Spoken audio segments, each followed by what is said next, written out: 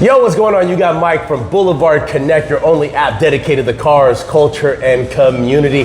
And speaking of culture and community, we got Alberto from Firme Mezcal. We're sitting down right in front of his product. Guys, I'm very excited. Thank you for doing this, man. I really appreciate it. Thank you for taking the time. Appreciate it. I'm excited. I'm also a little scared. You know what I'm saying? Because I took a long time off of drinking just for today. So I'm looking forward to this, man. Thank you so much. Obviously, Firme Mezcal, man, it is not a tequila. It's not a tequila. It's a mezcal. It's an agave spirit that legally we can call it mezcal. Okay. Because it falls within 12 states that can legally produce this agave spirit. Really? I'll explain in a bit. Okay. And you know what? I'm a business owner, and I find it fascinating hearing the story of other people, how they started, why they started it. You know, it's not every day you meet somebody that says, you know what, I'm gonna produce a mezcal. I'm gonna open up an alcoholic beverage company, and you did it. I wanna know. Indeed. I wanna know, what were you drinking that night when you decided, you know what, I'm gonna do it, I'm gonna go for it? What was it that made you say, I'm gonna start a mezcal company? You might be surprised, but a lot of mezcal. Yeah. And I'll tell you why, man. Mezcal, it's something that it's always been around my own family. Okay. It's we're from states in Mexico where we actually produce and consume mezcal, no tequila. Believe it or not, the states where my mom is from, my grandparents, my dad, they're actually legal states where you can legally produce and call it mezcal. Okay. So mezcal was always around the family. When I was a little chavalito, grandma was making this big pozole, enchilada meals for the whole family. And the OGs, man, they're always sipping the mezcal. Who knows if it was real mezcal? Back in the day, there was no origin. So they were sipping it out of literally plastic jugs, bro. Really? They was, passing it around. And that, it's like moonshine. Like literally like moonshine, produced in the Pueblo, and in Guerrero, Michoacán, Zacatecas, Puebla. Those are the states where my family was from. So it was always around the family dinners, bro. And one night you just said you were drinking mezcal and you're like, I'm gonna do this. Well, my background, it's food and beverage. Okay. I owned and operated a restaurant bar for the last 25 years. And I would say that I'm not an expert, but I would say that I'm pretty educated when it comes to spirits. Not only mezcal, but agave spirits in general, tequila, bacanora, sotol. And I can explain the difference between one or the other. Tequila, of course. Mezcal, always around the family, but whiskey, vodka in general. I run a restaurant with a full liquor license, so I would say that I was pretty educated, when it came to alcoholic spirits. And what's the first step? In a good way? Okay. In a good way. In a good way. What's the first step you take to produce something like this? I mean, when somebody says I'm going to open up a restaurant, they start looking for a space. They obviously have a menu because that's inspired them, but you look for a space. I can't even imagine what is it that someone does that says, you know what, I'm gonna start I'll try to be brief, man, but it was a crazy story. Right before COVID, I already started a business plan. Obviously, the love for the spirit, kind of led me in that direction to build a business plan, an idea, a branding, completely different than Firme, trust me. Okay. And I'll tell you how we ended up with Firme. But I broke down every little step. Being a business owner, I kind of know, the steps that you got to take, a business plan, this, that. And I already had, I would say 50% of the idea before COVID. And then COVID hits. For you, for myself, for the rest of the world, it was, very crazy times. So I decided to basically go full on. And I flew to Oaxaca, being the mecca of mezcal in the world. I literally flew to Oaxaca in the middle of COVID with flight restrictions. We couldn't go into the pueblos or the towns. Really? Soldiers on the corners, they couldn't get in. It was crazy, brother. And I was in the middle of Oaxaca, in the Sierra and the pueblos, right in the middle of COVID. And I decided to go out there and basically search for the best mezcal producer out there, thinking that I was just gonna go buy stuff to bring into my restaurant. And I was, you know what, man, I have a business plan. Why not develop this into like a legit business? And that's kind of what led me to this crazy project. You know what's funny? Has anybody seen the movie Blow?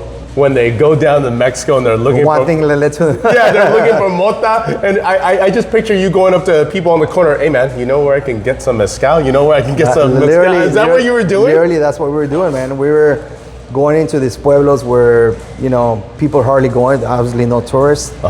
And we were out there, man, just driving, and you see the smoke because you literally need real smoke to produce and cook the agave. So we're in the little towns, and when we ever saw smoke coming out, we went out and we're like, hey, buenos tardes, buenos dias. I see the smoke. What are you guys smoking or making? And believe it or not, man, there's some OG characters in Oaxaca, and they were like, kind of like, you know, looking at you. What are you doing? Weird, yeah. And we're like, oh, we want to buy some mezcal, and some places will literally run out because we don't want to stick around for much longer. And then other chances, opportunities, we got to sit down with a mezcalero, and we just couldn't come to terms where like our vision was for the brand and the business that they wanted to conduct. So like, all right, thank you, and off to the next, man. We literally spent almost a month out there just bouncing between pueblos and little towns until we found our master distiller and now business owner, Jorge Aron Mendez, which is our master distiller, and now also co-owns the brand, man. So that's what I read about, that you actually partnered up with the manufacturer. Not a lot of people do that. It's like, hey, you make it, I'll sell it, we'll come to you when we need you. But that's kind of like pretty much the dynamics of this industry. Skin in the game. You're a brand, you want to buy the juice, you go out there to a producer, you buy the juice, the tequila, mezcal in this case, you bottle and you import it. And that's called what we call white labeling, right? Pretty much. Yeah. So he revived his great grandpa's old distillery, and a young entrepreneur too, with hopes to, you know, obviously grinding and looking for opportunities. And we decided to partner up, not immediately. That came a year and a half later, where he was so open to, you know, producing batches that are not very common in the industry. And obviously, you know, the heart that he had for the brand was like, you know, I mean, this guy deserves, if we make it to a level where we can sell the brand, you know, to the highest bidder, man, like for millions of dollars, that's the American dream. I want you to be part of that. I want you to have skin in the game. That is, and he was surprised, like, are you serious? Like, what's my investment? Like, no, bro. You keep making the badass fucking Firme Mezcal that you've been making so far, and this is for you. That so is literally sweat equity right there. Sweat equity, bro. That's right, and man. Up until now, we're collabing, we're growing together now as business partners, not only as owner and supplier, basically. We're business partners, and has put us in that direction where, you know, we didn't think that we were gonna be 6 years later. That's amazing. Crazy story, I love man. that story. And you know what? We gotta celebrate. So really quick, see, I drink tequila, I drink mezcal. I don't know technically the difference between the two, and I know a lot of people probably don't either. What is the significant difference between tequila and mezcal? What separates the two? There's a lot of differences, but at the same time, they're very similar, okay? Tequila being produced by only one agave species, which is Blue Weber tequilana, or Blue Weber. In the mezcal world, man, bro, there's, I would say, over 90 to 200 species of agave plants. Really? Okay. From very small ones that take maybe 15, 20, 30 years to fully mature. Holy crap. To massive piñas or agaves that take 7 to 9 years to fully mature, that are cousin species of the Blue Weber. Okay. You know? So that's the big difference. Tequila can legally be produced by one agave species. In the mezcal world, there's, like I said, over 90 to 200 species of different agave species that you can cook, crush, ferment, distill, and like a good wine, each one is gonna give you its own unique character, you know, not only on the nose, but, you know, the mouthfeel, the profile, earthiness, minerality, fruitiness, spiciness, peppery. And that's the beauty about mezcal, that you never know what you're gonna get. And the beauty too, Mike, that every batch is gonna be, even though if we're using the same agave for this batch, next batch might be slightly different. Okay. Because it's handmade, it's artisanal. There's no machinery of any way or form. So there is handmade. A straight up craft. It is a craft. It's a craft. It's an art form. Yeah. Believe it or not, yeah. You know, and speaking of art form, let's see, let's give it a little bit of taste, right? Here's the thing though. All right, tell me how to do this. There's a big difference between tequila and mezcal. Okay. Typically in the tequila world, you get a lime, you get salt, you wanna shoot it right away. You wanna basically get done and over with, right? You wanna sip it as soon as possible. In the mezcal world, we call it el besito, the kiss. Oh yes. So when you have a clean palate, the first thing that you wanna do It's very, very, obviously we want to start with the nose. Okay. And that is going to give you the character of that agave. The aromas that are behind that agave. Smells good. The year, the terroir, where it grew, the sunshine, the rain, the drought, the rain, everything that came for that. I'm already trying to taste it.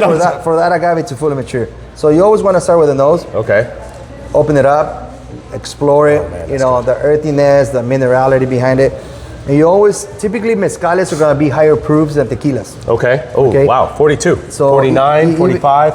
Even though it's a 42%, it's still 2% higher than your traditional spirits that import into the US. So those 2%, they do make a big difference. So we don't wanna shoot it right away because you're gonna shock your palate. You're gonna shock it with the high alcohol grade that the next time you drink mezcal, you're gonna have a bad experience. You're like, oof, this is too strong, bro. You're like, it burned my stomach, it burned my throat, and every excuse in the book, right? And honestly, me being 50 years old now, I have no problem saying I'm 50 years old. I don't do shots anymore. That's good. I was in, late teens, early 20s. I don't do shots anymore. I like to sip my alcohol. I like to taste it. I like to enjoy it. That's important. So with that being said, we always want to start with the nose. The next thing is the besito, the kiss. You always want to start with a little tiny sip to kind of get your palate ready for what's coming. Okay, right? a little sip. Move it around, hold it. Oh, let that high alcohol proof kind of coat the top of your tongue, your palate. Ooh, get it ready. Backhand. And believe me, the second and third sip after that is going to be completely different. That was a good sip. Now your palate is ready for what's coming. It's not going to be shocked by the high alcohol. So that's important. But you always want to take a nice little sip. Now that your palate is kind of like ready for what's coming, I guarantee you, brother, that your second sip is going to be completely different. So, saludcita. Salud. And I know you haven't been drinking, so, sorry for pushing you off the wagon, brother. That's all right, man. It's completely worth it. Cheers, everyone. That's delicious. Completely different, right? Smoky, smooth. I like it. Now I see that second taste. Okay, there it is. It's not as, oh man, that's strong delicious. as the first one. I'm gonna take another sip. Go for it, man. And then, the second, third sip can be a little bit bigger, a little bit stronger. And I highly recommend. Today we're here at Guelaguetza in LA. They're kind enough to share the space with us. The mezcal is very friendly with sweet oranges, tangerines. That citrus flavor. The citrusy, not so much with lime, believe it or not. Okay. Mezcal is not very friendly when it comes to sipping it with a lime or a limon or a lemon. It pairs amazingly with something sweeter like an orange or a tangerine. Sal de gusano, of course. And then once you start sipping, going back and forth, the experience is incredible. So, saludcita, brother. Salud. Now, you've been doing it for 6 years. About 6 years, yeah. As entrepreneurs, we get forks on the road sometimes in your very early years. And this is something I think every single entrepreneur should listen to because these are the lessons that we learn from. There must have been some downs. Oh my God, man. Talk to me about a down where very early on, was there ever a point where you were like, you know what? I'm not sure if this is gonna happen. What was a down that you found that you ran into and how did you get out of it? So there's a few people involved in that equation basically. So me being what I believe an expert in the field of the spirits, I thought it was like, I know mezcal, I know what I like to drink, I'm gonna do the best mezcal I can make and bring it over. But once you realize the actual steps to legally import, not only produce it, but legally import it to the States, it was roadblock after, pared after, it was crazy, bro. It was crazy because I had no idea. That's not my field. Yeah. My field was running a restaurant, running a bar, and of course enjoying the spirit. I had no idea of the steps necessary to be able to import an alcoholic product. You have a restaurant in Los Angeles, right? Yes. So in LA, it is very hard having a restaurant, a business in California. It's a little harder. There's a lot of red tape, a lot of bureaucracy. So I can only imagine this was even bigger. Way bigger. Not only financially more difficult, but legally. Now I had to find the permits in Mexico, which I don't live out there. And that's why I'm going to mention. You had to get permits? Of course. We got permits, trademark issues, trademark in the US, trademark in Mexico, which is in Mexico, the trademark here, it's called trademark. in Mexico it's called INPI. Okay. Basically, you trademark your product, and then you know, you gotta get certified by the commission of the mezcal. In this case now it's called Comercam, Comercio Mezcal. Back in the day it was a different entity, so you gotta get certified by that. Now you gotta get, imagine, this palenque was around maybe 200 years ago, you know? And they've been producing mezcal, artisanal mezcal and ancestral mezcal for all these years. But guess what, brother? You have to be certified by the FDA from the United States, and you gotta certify imagine your palenque in the middle of nowhere. So you gotta get it certified by the FDA.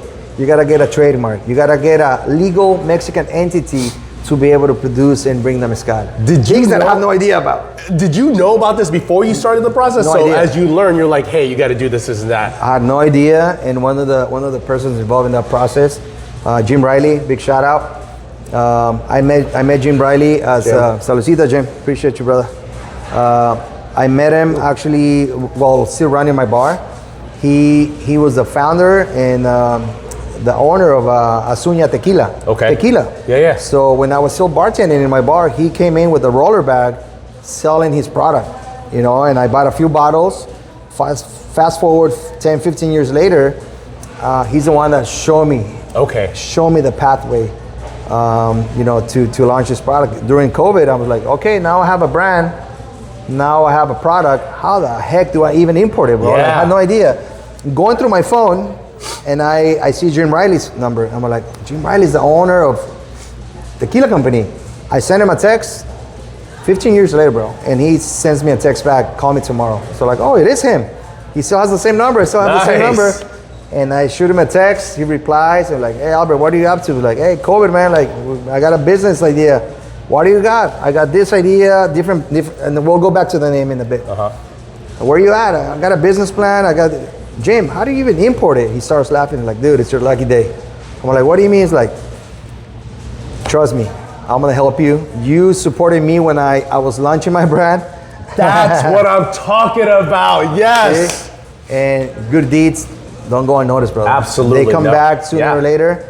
And thanks to him, I'm gonna say that I have a brand, that I have an import company, that I have a distribution company, I have a warehouse in Glendora, fully licensed with all the licenses because he kept them around after he sold his tequila brand. Unbelievable story, dude. Serendipitous. 15 years later, it's amazing. Unbelievable story, and he didn't ask for nothing in return besides, here's the keys, is your company now, run it. And I was like, what do you mean? It's like, unbelievable story, bro. Like, that is unbelievable, bro. Unbelievable story. So I mean, I can imagine getting that sort of help made you say, all right, I one hurdle done, let me jump over to the next one, right? So the monetary issues was one big thing. You know, I literally cleaned out.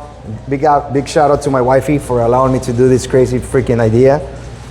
We literally cleaned out our savings, you know, our retirement plan. I said, like, I think we're into something good. Jim Riley knows the pathway. He started a tequila company from zero. Yeah. He sold it for a lot of millions of dollars. And he tells me that I'm on a good path. So I'm gonna believe him because he's done it before. And that's what I'm talking about, guys. This is why we have to learn from people who've done it before, because they have the roadmap. And you have to lean on those people, man. Yeah, you have to get a mentor. And if they're willing and they're open to mentoring you and supporting your idea and giving you advice, you found someone very special in life, man. And I would say that Jim is one of those people, man. Hey, Jim. Cheers to that, man. Thank you so much. What a great story. So yeah, going back to the hardships of, you know, the industry, it was the permitting, you know, something that I never done before, had no idea. And being blocked by the trademark office and Mexico office and, you know, import and all that stuff. The palenque, it's the distillery basically, the palenque, we call it in Oaxaca palenque. Not being certified, man. We don't even have power, man. Like, there's not even power. There's no light in there. Okay. Everything's done by a horse drawn tahona. It's done by hand. It's done with real fire. Like, literally no technology whatsoever to produce a spirit that eventually is going to be imported to the US. I mean, how crazy is that, man? Yeah. And then, you know, once we get here, one of the biggest hurdles was, okay, who are we gonna sell it to, man? Who's gonna buy this? Yeah. That's when the real work started. There you go. That you have to be willing to put the work and the boots on the ground. I was about to say, a lot of footwork going on, right? And to knock on doors, just like this place. I came here many, many times until eventually, I guess, they got tired of me and they bought my product. But you can ask my wife, man. 8-10 hour days where I was knocking on doors, restaurant, bars, liquor stores, and I make a single sale. Yeah. And then I did it for maybe 2 or 3 weeks without selling a single bottle. And then the 29th day came and I sold 15 cases. There you go. And I was like, yes, all right. And then the next day, again, 0, 0, 0. And then, within a week, I was like, all right, now 3 cases. Like, okay, I think I'm finding the formula. You get that momentum going. So you learn how to leverage your enthusiasm for the brand, your passion for the brand. And as soon as I transform into that passion, people start like, bro, I love your passion for the brand. I love how you speak about why Firme. And we'll get to the story, which is that's my next question. And I have someone amazing behind that story too. And then once I found that formula, sales became constant, because I came with that sales pitch and that passion behind it, and people really supported being authentic. That's what it's all about. I have a friend of mine who is a really, really smart person, and he always tells people, he's like, look, man, when you're starting out in business, go out there and chase as many no's as possible. You're going to get them. You're going to get a lot of no's. But as soon as you start getting those yeses, they're going to compound. Because you learn from those no's. You learn from those. I agree. And that's what he told me. And I never looked at it that way. And that's why I tell my sons, go out there, get some no's. Somebody's going to say yes, and that's going to compound. And it's completely true. Completely true. That's going to build some character. Absolutely. And that's going to build some thick skin. So when you are being told no, that it's a stupid idea, even in the industry, like I'm gonna tell you, there's some people in the industry in my hometown, in California and LA, that still don't support us because what we represent. But I say to all of them, thank you for giving me that drive. There you go. And that's why it made me push harder through those obstacles. People that all of a sudden they're experts in the field, bro. They're experts in the field. Absolutely. You know what? Cheers to that, dude. I love stories like that. And we still got to do all of them. Oh yeah, I'm still sipping on the first one. Hold on, let me finish this one. That's one. All right. Hold on.